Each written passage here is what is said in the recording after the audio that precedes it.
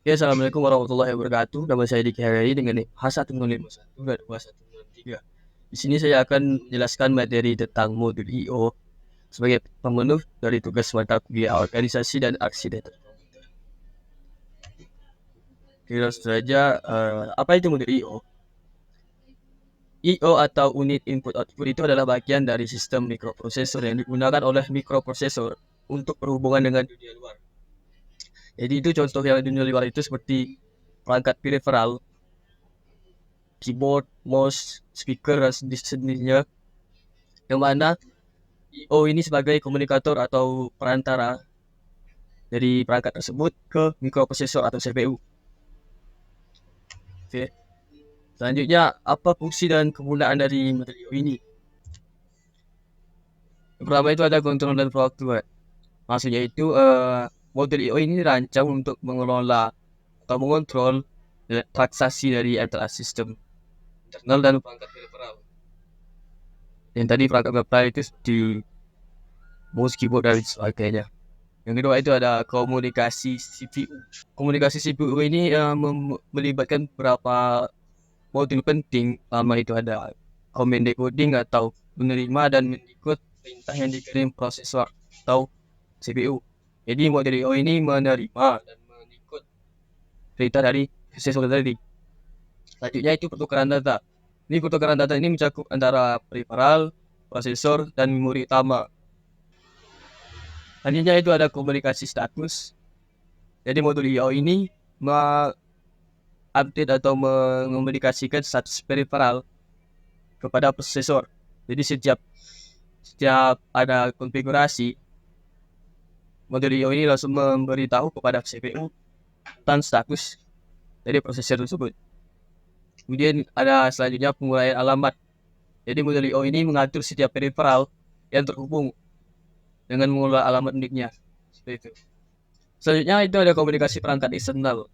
Ya seperti tadi, jadi modul IO ini memfasilitasi antara komputer supaya bisa terhubung dengan perangkat-perangkat yang di luar atau eksternal. Yang selanjutnya ada pembufferan data. Dengan buffering data ini, modul IO dapat mengatur kecepatan transfer yang dikirim prosesor ke perangkat. Perangkat apa itu ya? Jadi perangkat peripheral. Dan yang terakhir itu ada deteksi kesalahan. Jadi modul IO ini memiliki kemampuan untuk mendeteksi kesalahan dan melaporkannya kepada CPU. Salah satu caranya itu adalah dengan metode bit paritas. Jadi setiap kesalahan yang terdapat di komputer atau di perangkat peripheral, modul IO ini langsung mengkonekkan atau melaporkan kepada CPU sebagai otak dari komputer tersebut. Seperti itu. Selanjutnya ada teknik komunikasi modul IO. Di sini terdapat 3 jenis teknik komunikasi modul IO. Yang pertama itu IO terprogram. Apa maksudnya? Maksudnya itu adalah transfer data dari IO ke memori akan memerlukan CPU untuk mulai satu program. Maka CPU ini tetap berada dalam lingkaran hingga perangkat IO siap melakukan transfer data. Jadi dia itu terstruktur atau terprogram step atau langkah dari langkahnya. Yang kedua itu IO berbasis interupsi. Dalam hal ini, CPU menawarkan perintah baca ke perangkat IO dan setelah perangkat IO siap untuk transfer data, ia mengirim sinyal instruksi ke prosesor. Setelah kejadian ini, CPU kemudian memeriksa status perangkat dan akan menulis informasi tersebut ke dalam memori jika sudah siap. Seperti yang kita ketahui, interupsi itu kan suatu perintah atau konfigurasi baru yang mana konfigurasi lama ini akan ditimpa dengan interupsi yang baru. Jadi, walaupun konfigurasi atau aktivitas yang lama ini belum selesai, maka instruksi yang baru ini akan dikerjakan jika instruksi ini adalah instruksi utama atau prioritas. Yang ketiga ada akses memori langsung atau DMA. Dalam teknik komunikasi ini, perangkat IO dapat mengirim dan menerima data langsung dari memori melewati CPU sekaligus meningkatkan kecepatan operasi memori. Jadi dia langsung ke memori dalam mengirim dan menerima data dan melewati CPU. Maka hal tersebut akan meningkatkan kecepatan operasi memori. Selanjutnya itu ada jenis operasi. Modul IO. Sini saya dapatkan 3 jenis atau ada 3 jenis operasi dari modul IO. Yang pertama itu masuk aksesorik. Masuk aksesorik ini terdiri dari 2 jenis, ada 2 macam. Yang pertama itu masukan digital atau yang kedua itu ada masukan analog. Masukan digital ini terdiri dari sinyal digital, dan masukan analog ini ya sinyal analog gitu. Dan yang selanjutnya ada kontrol keluaran. Kontrol keluaran ini terbagi menjadi 3 lagi. Yang pertama keluaran digital langsung, yang kedua ada output digital termodulasi, dan ketiga ada hasil analog. Dan yang terakhir, jenis terakhir itu ada transfer data. Transfer data itu meliputi paralel dan serial.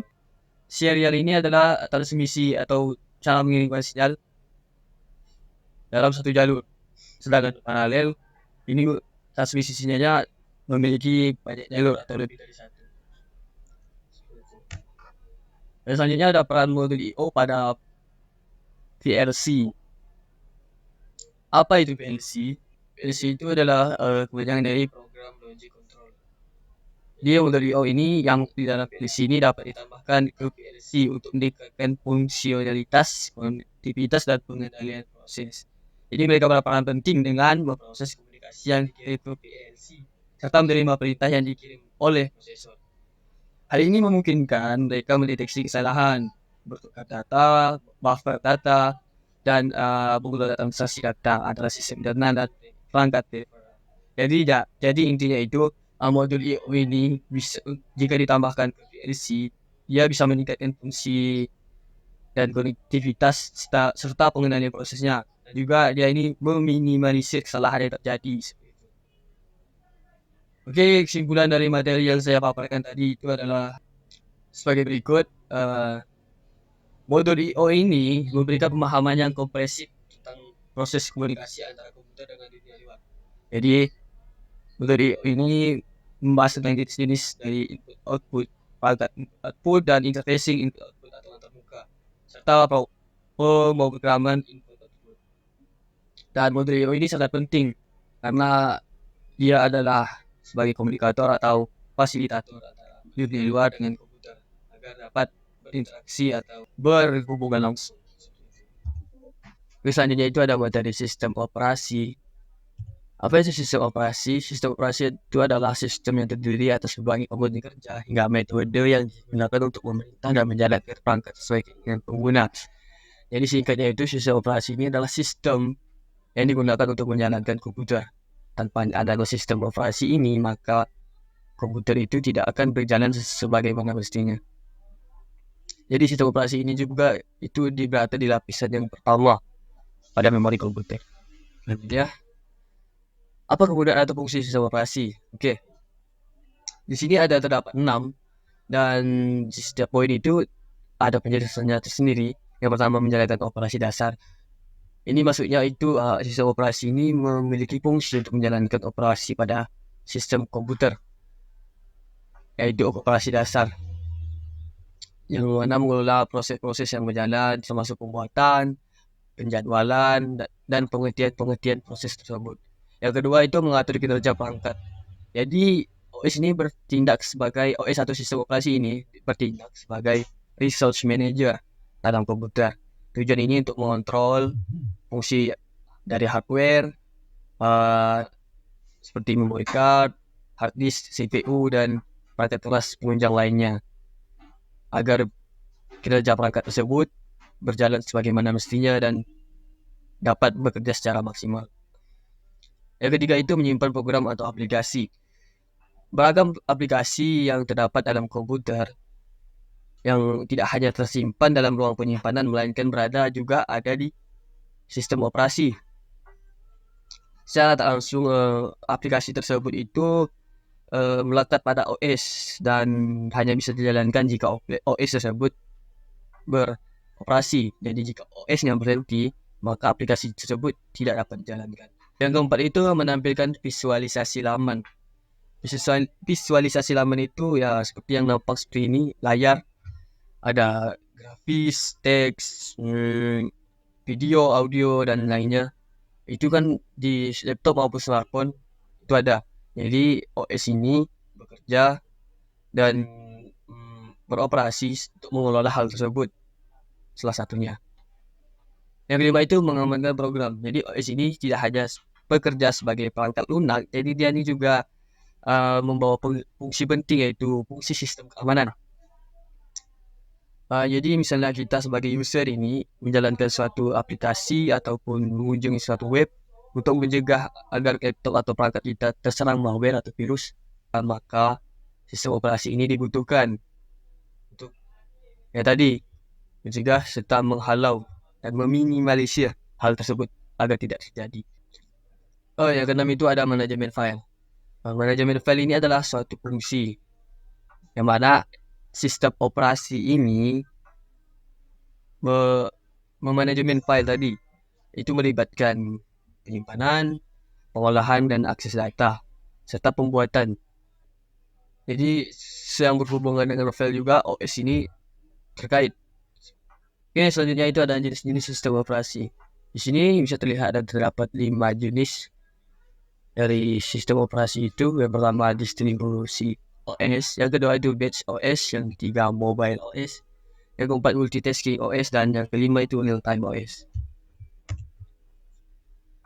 Oke, yang selanjutnya itu contoh sistem operasi yang terdapat pada layar ini adalah beberapa contoh dari sistem operasi. Yang pertama itu ada Microsoft Windows.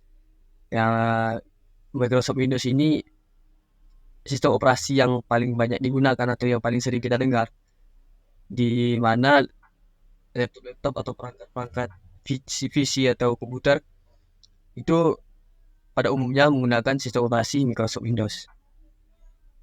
Yang mana Microsoft Windows ini dikembangkan oleh perusahaan terkemuka Microsoft yang diperkenalkan pada tahun 1985. Dan yang kedua itu ada sistem operasi Linux.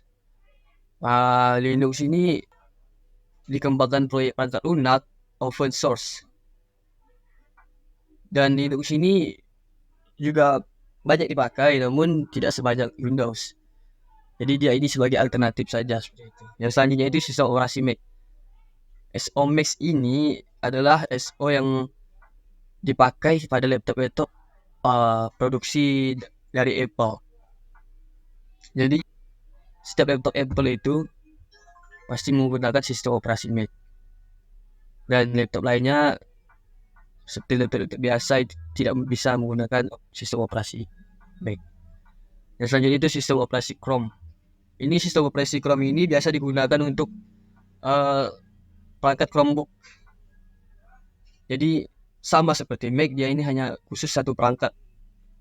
Kalau Mac itu dari perangkat Apple, sedangkan operasi Chrome ini dari perangkat Chromebook. Jadi perangkat-perangkat yang lainnya itu tidak bisa menggunakan sistem operasi Mac. Seperti itu. Ya, selanjutnya itu cara kerja sistem operasi pada perangkat. Secara singkat di sini saya menjelaskan bahwa cara kerja di sini melibatkan koordinasi dan kontrol atas berbagai komponen dalam sebuah sistem komputer. Pertama, sistem akan memfasilitasi komunikasi antara perangkat keras seperti CPU, RAM, dan perangkat penyimpanan dengan perangkat lunak aplikasi. Ini dilakukan melalui antarmuka yang dikenal oleh OS, sehingga memungkinkan aplikasi berinteraksi dengan sumber daya perangkat keras tanpa harus diketahui detail teknisnya. Oke, sekian pemaparan dari materi saya yang dapat saya sampaikan secara singkat dan semoga saja jelas. Dan kesimpulan yang dapat saya tarik dari materi tadi adalah sistem operasi ini komponen penting yang terdapat pada komputer, yang mana memungkinkan pengguna untuk berinteraksi dengan perangkat keras dan menjalankan program. Jadi sistem operasi ini menyediakan berbagai fungsi dan manfaat yang meningkatkan kemudahan pengguna, yang mana bisa meningkatkan keefisienan, keamanan, dan kompatibilitas komputer. Kurang lebih dia dengan sistem operasi dengan modul I/O tadi itu sama-sama kurang lebih bisa dibilang berhubungan, karena sama-sama menghubungkan dunia luar dengan komputer. sistem operasi ini kan ada diciptakan agar memudahkan user dalam menggunakan komputer, dan modul I/O tadi diciptakan agar komponen-komponen atau perangkat periferal dari luar itu dapat hubungan dengan komputer secara langsung atau secara konfigurasi seperti itu. Mungkin seperti itu saja materi yang dapat saya sampaikan. Lebih dan kurangnya saya mohon maaf. Sekian, terima kasih. Assalamualaikum warahmatullahi wabarakatuh.